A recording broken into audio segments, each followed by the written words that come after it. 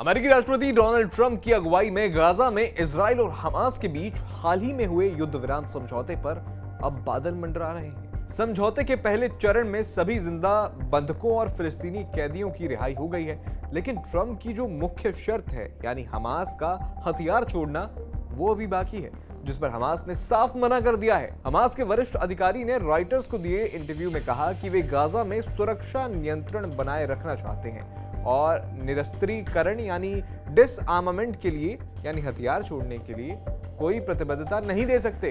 इस बयान ने ट्रंप की 20 पॉइंट पीस प्लान योजना को झटका दिया है। ट्रंप ने 9 अक्टूबर को व्हाइट हाउस से ऐलान किया था कि इजराइल और हमास ने उनके शांति ढांचे के पहले चरण पर सहमति जताई है। ट्रंप ने इसे ऐतिहासिक जीत बताया और कहा कि वे मिस्र जाएंगे, साइनिंग के लिए गए भी, लेकिन योजना के दूसरे चरण में हमास का डिसआर्मामेंट, गाजा में अंतर्राष्ट्रीय शांति बल यानी आईएसएफ की तैनाती और फिलिस्तीन राज्य की रूपरेखा पर सहमति बनानी है। ट्रंप ने चेतावनी दी थी कि अगर हमास हथियार नहीं छोड़ेगा तो अमेरिका खुद तेजी से और शायद हिंसक तरीके से ये काम करेगा। दोहा से रॉयटर्स को दिए इंटरव्यू में हमास पॉलिट ब्यूरो के सदस्य मोहम्मद नज्जाल ने कहा, हम अंतरिम दौर में गाजा की सुरक्षा कायम रखना चाहते हैं। हथियार छोड़ने का मतलब क्या है, किसे सौंपेंगे?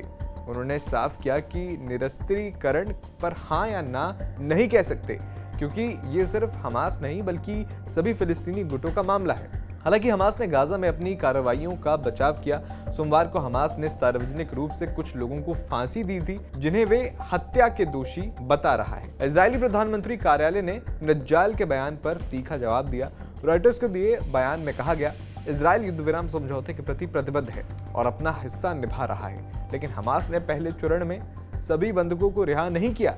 वे जानते हैं कि हमारे बंधकों के शव कहां हैं। समझौते के तहत हमास को डिसआर्म किया जाएगा, इसमें कोई शक नहीं है। उन्हें 20 पॉइंट योजना का पालन करना होगा। समय कम बाकी है। इजराइल का कहना है कि हमास ने 28 मृत बंधकों के शवों में से सिर्फ 9 सौंपे हैं, बाकी 19 अभी भी गाजा में हैं। प्रधानमंत्री बेंजामिन नेतन्याहू ने कहा कि अगर हमास योजना नहीं मानेगा तो शांति का मौका मिलेगा या फिर आईडीएफ यानी जो इजरायली सेना है खुद हथियार छीन लेगी। आपका इस पूरे मुद्दे पर क्या कहना है, हमें कमेंट बॉक्स में जरूर बताएं।